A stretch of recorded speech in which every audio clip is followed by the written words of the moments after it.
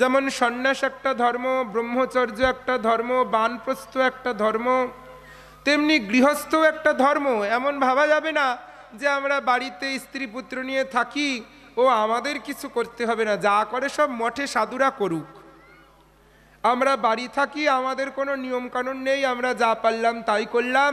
ও যত উপোস, যত ব্রত, যত তপস্যা, যত হরিনাম মহারাজরা করুক, এমন ভাবা যাবে না। সংসারী জীব, সংসারের বিধানকে আশ্রয় করে থাকতে হবে। সংসারের মধ্যেও একটা ধর্ম আছে, সেই সংসারটাই তখন সংসার হবে যখন সেই ধর্মটা আমাদের দ্বারা পালিত হবে, গৃহস্থ ধর্ম। একটি উত্তম গৃহস্থ ধর্মকে আশ্রয় করেই মহাপুরুষগণ জগতে অবতীর্ণ হয়। মহারাজরা, গুরু বৈষ্ণব, ভগবান, তারা আকাশ থেকে তারা খসার মতো এসে মাটিতে পড়ে না। কোনো একজন সৎ পিতার ঔরসকে আশ্রয় করে, কোনো একজন সৎ মাতার গর্ভকে ধারণ করে তবে তারা ভূমিতে অবতীর্ণ হয়। মহাপুরুষগণ সব গগন মার্গে বিচরণ করছেন এই ভূলোকে আসবার জন্যে। কেন? ভূলোকেতে ভগবানের মহিমা কীর্তন শ্রবণ হয়, অন্য লোকে হয় না। আসতে পারছে না কেন? বলছে উপযুক্ত পিতা মাতা পাচ্ছি না, যাদের গর্ভে যাব এমন সদ্বৃত্তি অনুশীলনকারী একটা মা পাচ্ছি না। একজন সৎ পিতামাতার জগতে খুব অভাব। আমরা চাই যে আমার পুত্র সৎ হোক, ভালো হোক, আমাদের দেখুক, বৃদ্ধকালে আমাদের সেবা করুক, কিন্তু আমরা গাছে সেরকম পরিচর্যা করতে পারছি না। তাই গৃহস্থ ধর্মটাকে সাধন ধর্ম মনে নিতে হবে। কর্দম ঋষি যেই শুনলেন যে সংসার করতে হবে, সঙ্গে সঙ্গে এসে তপস্যা করতে বসলেন। অন্য ধর্মের কথা বলতে পারবো না, কিন্তু আমাদের সনাতন ধর্মের একটা নিয়ম আছে। একটা সন্ন্যাসী হতে গেলে যজ্ঞ করতে হয়, না খেয়ে উপোস করে থাকতে হয়, তবে তাকে দণ্ড আর কমণ্ডুল দেয়া হয়, দৌড় কৌপিন দেয়া হয়। একটা ব্রহ্মচারী হতে গেলে তাকে সারাদিন না খেয়ে উপোস থাকতে হয়, যজ্ঞ করতে হয়, তবে তাকে মন্ত্র দীক্ষা গায়ত্রী দেওয়া হয়। তেমনি কেউ সংসার করতে চলেছে, বিবাহটাতেও সারাদিন তাকে না খেয়ে থাকতে হয়, পিতৃশ্রাদ্ধ নান্নিমুখ করতে হয়, তারপরে যজ্ঞ পূজা করে বিষ্ণুর আরাধনা করে তবে বিবাহ করতে হয়। সুতরাং বিবাহটাও একটা ধর্ম। মানে ভাববেন না যে আমরা বিবাহ করেছি মানে পশু পাখিদের মতো বছর বছর শুধু গন্ডা গন্ডা সন্তান জন্ম দিলেই আমাদের জীবন সার্থক, বা আমরা যেমন ইচ্ছা তেমন স্ত্রী সংভোগ করব, কারণ আমরা তো বিবাহিত, আমাদের দোষ লাগবে না। যখন ইচ্ছা তখন প্রকৃতি সংসর্গ করব, আমরা তো বিবাহিত, বাড়ি থাকি, আমাদের দোষ লাগবে না। এই ধারণাটা কিন্তু সম্পূর্ণ ভুল। গৃহস্থ ব্যক্তিদের আচরণ সম্পর্কে নির্দেশ দিচ্ছেন কর্দম ঋষি। মায়ার সাথে যুদ্ধ করতে গেলে একটা ঢাল চাই, শুধু তলোয়ার নিয়ে যুদ্ধ করা যাবে না। যে যোদ্ধা হবে তাকে দুটো দিক ভাবতে হবে, একটা হচ্ছে আত্মরক্ষা আর দ্বিতীয়টা হচ্ছে শত্রু বিনাশ। নিজেকে রক্ষা না করতে পারলে শত্রুকে বিনাশ করা যাবে না, তাই জন্য তার হাতে একটা ঢাল চাই। তেমনি পুরুষ রূপ ধারণকারী মায়ার বিরুদ্ধে যোদ্ধা যিনি, তাকে যুদ্ধ করতে গেলে যেমন এক হাতে ঢাল রাখতে হবে, এক হাতে তলোয়ার ধরতে হবে, তেমনি স্ত্রী রূপ একটা ঢাল তার বাঁ হাতে ধরতে হবে। বাঁ হাতে যেমন ঢাল থাকে তেমনি বাম দিকে নিজের স্ত্রীকে রাখতে হবে। স্ত্রী ব্যতীত যত সৎকর্ম সব ব্যর্থ। গৃহস্থ ধর্ম পালনকারীর স্ত্রী রূপ দুর্গকে আশ্রয় করে পুরুষ তার ইন্দ্রিয়ের যে উদ্দীপনা তাকে যুদ্ধে পরাস্ত করে থাকে।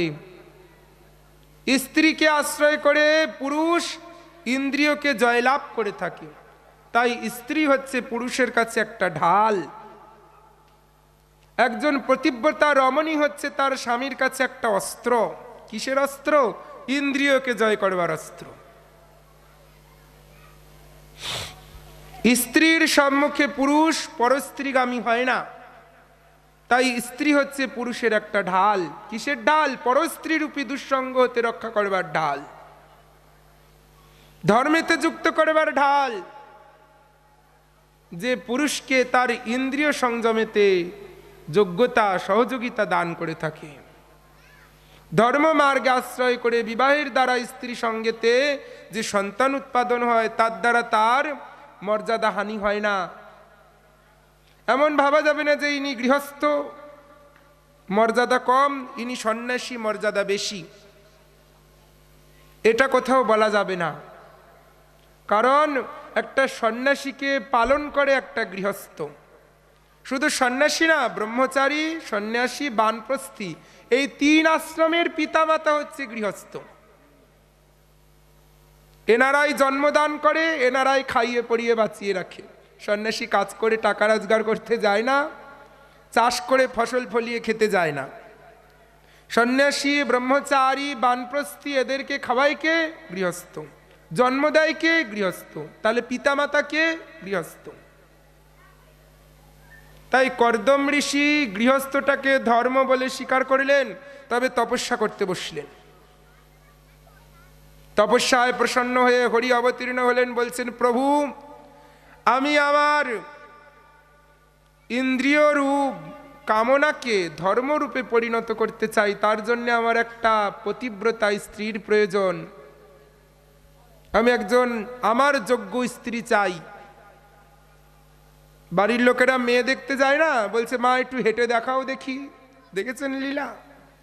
কর্দম ঋষি ওরম বলছে না, মা একটু হেঁটে দেখাও দেখি, কোন পা ব্যাকা, কোন আঙ্গুল সোজা। মা একটু গান গেয়ে দেখাও দেখি, মা একটু চা করে এনে দাও দেখি। কি দেখতে হবে? দেখতে হবে তার ধর্মাচরণ, ধর্মের প্রতি তার তীব্র নিষ্ঠা। দেখেছেন এই দেবহূতি কি প্রকারে কর্দম ঋষির সেবা করছে। ভগবান প্রসন্ন হয়ে বলল, কর্দম, তুমি চিন্তা করো না, 3 দিনের মধ্যে তোমার উপযুক্ত কন্যা দেবহূতিকে নিয়ে তার পিতা এবং তার মাতা মনু শতরূপা তোমার কাছেই আসছে। অন্তর্ধান হলেন, আসলেন মহারাজ মনু শতরূপাকে নিয়ে এবং কন্যা দেবহূতিকে নিয়ে। কন্যা সমর্পণ করতে চাইছেন, হাত জোর করে প্রার্থনা করছেন, হে ঋষিবর, আমার কন্যার পানি গ্রহণ করুন। কর্দম ঋষি বলছেন, একটা শর্তে। কি শর্ত? 5 ভরি গয়না দিতে হবে না, 50 লাখ টাকা নগদ, খাট, আলমারি, ড্রেসিং টেবিল। কর্দম ঋষি কি শর্ত চাইছে? শর্তটা কি? বিবাহের সময় শর্তটা কি দেখুন। কর্দম ঋষি বলছে, মহারাজ, আমার যখন সন্তান উৎপাদন হয়ে যাবে, অর্থাৎ আমার পিতার আদেশ, পিতৃপুরুষগণের সেবার যোগ্য একটা সন্তান আমি সংসারে দান করব, তারপরে কিন্তু আমি আর বাড়ি থাকবো না, আমি কিন্তু বনে চলে যাব তপস্যা করতে। আপনি রাজি কি না? মনু মহারাজ বলছেন, হ্যাঁ আমি রাজি। দেবহূতি বলছেন, হ্যাঁ আমি রাজি। তবে কর্দম ঋষি দেবহূতিকে বিবাহ করলেন। কন্ডিশন ছিল ভক্তির অনুকূলে, হরিসেবার অনুকূলে, বিষয় ভোগের অনুকূলে না, সোনা দানা, টাকা পয়সা, খাট, ড্রেসিং টেবিল নিয়ে না, ভগবত সেবার অনুকূলে। দেবহূতি মহারাজের কন্যা, রাজকন্যা, কি প্রকারে স্বামীর সেবা করছে। কর্দম ঋষি তো বিয়ে ঠিয়ে করে তপস্যা করতে বসে গেলেন। কি খাবো, কি হবে, কোথায় যাব, কোনো কিছু বলেও দিলেন না, কিছু করলেও না। দেবহূতি প্রত্যহ কাঠ সংগ্রহ করে, রন্ধন করে, জল বহন করে, গৃহমার্জন করে, গোময় লেপে স্বামীর জন্য রন্ধন করে, ফল ফুল পেরে নিয়ে আসে, বিষ্ণুর পূজা করে। একাকিনী, একাই, কোনো দাস দাসী নেই। সেবা করতে করতে করতে করতে তার শরীরটা কৃশ হয়ে গেল, রোগা, হাড়েতে চামড়া জড়ানো, মাথার চুলগুলো সব অল্প বয়সে পেকে সাদা হয়ে গেল। পরনেতে গাছের ছাল, মাথার চুলগুলো জটা বেঁধে গেছে, তেল সাবান না লাগিয়ে মাথায় জট পেকে গেছে, গায়ে বৃক্ষ ছাল বলকল পরিহিত হয়ে গুরুদেবের সেবা করছে, না খেয়ে না ঘুমিয়ে সেবা করছে।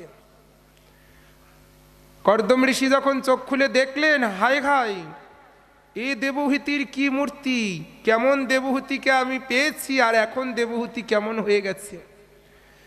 যে এই দেবহূতির পেছনে 10 জন দাসী, কেউ তার চুল বেঁধে দিচ্ছে, কেউ তার গায়ে গন্ধ দিচ্ছে, কেউ তার মাথায় ফুল বাজছে, কেউ পায়ে আলতা পরাচ্ছে, কেউ কাপড় পরাচ্ছে।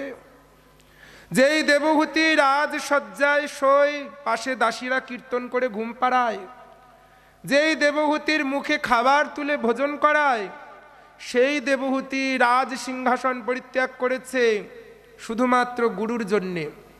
রাজমহল পরিত্যাগ করেছে, শুধু তাই নয়, তার রাজ পোশাক, রাজবেশ, রাজমর্যাদা, দাস দাসী, এমনকি আত্মসুখ, নিজের সুখ স্বাচ্ছন্দ্য। গুরু সেবাটা সাধারণ কথা না। গুরু সেবা করাটা সাধারণ ভূমিকার কথা না। ভগবানের সেবা সবাই করতে পারে। নুন দাও, ঝাল দাও, মিষ্টি দাও, ঠাকুর কথাও বলে না, কোনো ঝামেলাও করে না। গুরু সেবাটা সবার দ্বারা না। গুরু সেবা সবার স্বীকৃতিতে হয় না, গুরু সেবা সবার অনুশীলনেও হয় না। নারীর একমাত্র সম্পদ সৌন্দর্য। কোনো মহিলা রূপকে হারাতে চায় না, বুড়ো হলেও মনে করে আমি ইয়ং, জোয়ান। রূপ হচ্ছে নারীর ভূষণ। দেবহূতি সেই রূপ নামক সম্পদকেও গুরুর সেবায় অর্পিত করে দিলেন। নিজের সেই সৌন্দর্য, নিজের সেই রূপ গুণ সমস্ত কিছু গুরুদেবের চরণেতে অর্পণ করে দিলেন। চোখের তলায় কালি পড়ে গেছে, চোয়াল ঢুকে গেছে, বিকৃত রূপ তার দেখতে, পোশাকও অঙ্গে নাই, গাছের ছাল পরিধান করে আছে। পরিচর্যা, তার পরিচর্যা দেখে গুরুর হৃদয়তে দয়া হলো। হায় হায়, আমার জন্যে রাজরানী হয়ে, রাজকন্যা হয়েও দেবহূতি সমস্ত কিছু পরিত্যাগ করেছে, আত্মসমর্পণ, নিজেকে আমার বলে মেনে নিয়েছে।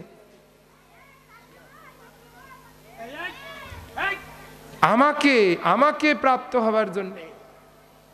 তবে তো গুরুর হৃদয়ে দয়া জাগ্রত হবে, করুণা জাগ্রত হবে। শুধু গুরুদেব দয়া করুন, মহারাজ দয়া করুন, দয়াটা কি করে আসবে? দয়াটা হৃদয়ে বিগলিত হয়ে আসবে। তবে কর্দম ঋষি বলছেন, বলো তোমার প্রতি আমি প্রসন্ন হয়েছি, তোমার কি চাই? দেবহূতি বলছেন, স্বামী, একজন পতিব্রতা রমণী তার স্ত্রীর কাছে সন্তান ব্যতীত আর কি প্রার্থনা করতে পারে? কর্দম ঋষি বলছেন, যাও বিন্দু সরোবরে স্নান করে এসো। যেই বিন্দু সরোবরে ডুব দিয়েছে, সঙ্গে সঙ্গে একটি সুন্দর রূপ লাভ হয়েছে। দাস দাসী পরিবৃত, সুন্দর রূপে ভূষিত দেবহূতি যেই কর্দম ঋষির সামনে আসলেন, যোগবলে কর্দম ঋষি সুন্দর দেহ ধারণ করিলেন। দেবহূতিকে নিয়ে কর্দম ঋষি গগন মার্গে চলন্ত মহলের মধ্যে 100 বৎসর কাটিয়ে গেল। দেখতে দেখতে 100 বৎসর অতিবাহিত হয়ে গেল। 9টি কন্যা সন্তান জন্ম হয়ে গেল। কর্দম বলছে, ব্যাস আমার কাজ হয়ে গেছে, তোমার সন্তান দিয়ে দিয়েছি, এবার আমি চলে যাই। দেবহূতি বলছেন, স্বামী আপনি কি বলছেন? 9টা কন্যা আমাকে দিয়েছেন, এখন এদের খাওয়ানো, পাড়ানো, বড় করা, বিয়ে দেওয়া, এত সমস্ত দায়িত্ব আমায় একাই দিয়ে চলে যাচ্ছে। তখন কর্দম ঋষি প্রার্থনা করিলেন, ব্রহ্মা তার 9টি পুত্রকে নিয়ে অবতীর্ণ হলেন। 9 জনের করকমলে কর্দম ঋষির 9 কন্যাকে দান করিলেন। এরপর কর্দম বলছেন, ঠিক আছে, তুমি সুখী হয়েছ, তোমার ঝামেলার কাজকর্ম সব আমি মিটিয়ে দিয়েছি, এবার আমি ভজন করতে বনে যাই। দেবহূতি বলছেন, না না স্বামী, এ কি করে হয়? আমি অবলা রমণী একা কি করে থাকবো? বলছেন, ঠিক আছে দেবী, তুমি চিন্তা করো না, আমার নির্দেশ প্রাপ্ত হয়ে তুমি সাধন করো, অচিরাৎ তোমার গর্ভকে আশ্রয় করে স্বয়ং ভগবানের অবতার সাংখ্যযোগকে জগতে প্রতিষ্ঠা করবার জন্যে অবতীর্ণ হবে। এই বলে কর্দম ঋষি দেবহূতিকে আশ্বাস দান করলেন। যথাসময়ে দেবহূতির গর্ভ ধারণ হলো, তার গর্ভে ভগবত অবতার ধীরে ধীরে বৃদ্ধি প্রাপ্ত হতে লাগলেন। পূর্ণচন্দ্রের ন্যায় স্বয়ং ভগবান কপিল মূর্তি ধারণ করে দেবহূতির গর্ভ হতে ভূমিতে প্রকষ্ট হলেন। বলুন কপিল ভগবান কি।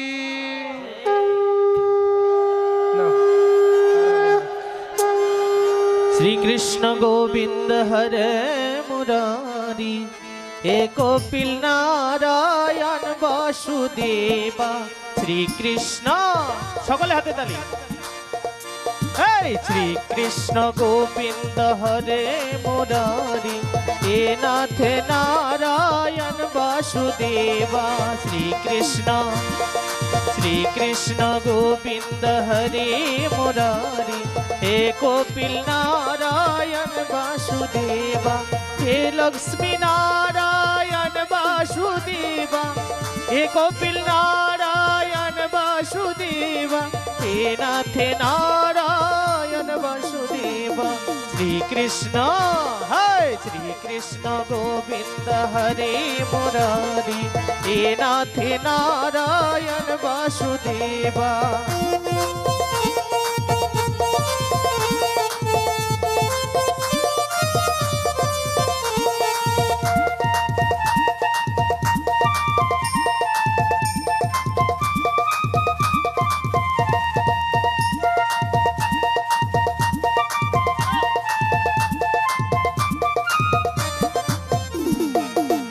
लक्ष्मी नारायण वासुदेवा, हे लक्ष्मी नारायण वासुदेवा। हे कपिल नारायण वासुदेवा। श्री कृष्ण श्रीकृष्ण गोविंद हरे मुरारी, हे कपिल नारायण वासुदेवा। श्रीकृष्ण गोविंद हरे मुरारी, हे कपिल नारायण वासुदेवा। श्रीकृष्ण गोविंद हरे मुरारी, हे कपिल नारायण वासुदेवा। हरे कृष्ण कृष्ण कृष्ण हरे हरे, हरे राम राम राम हरे हरे। हरे कृष्ण कृष्ण कृष्ण हरे हरे, हरे राम राम राम हरे हरे। कृष्ण कृष्ण कृष्ण हरे हरे, हरे राम राम राम हरे हरे। नित्य गौर हरि बोल हरि बोल हरि बोल हरि बोल। नित्य गौर हरि बोल हरि बोल हरि बोल।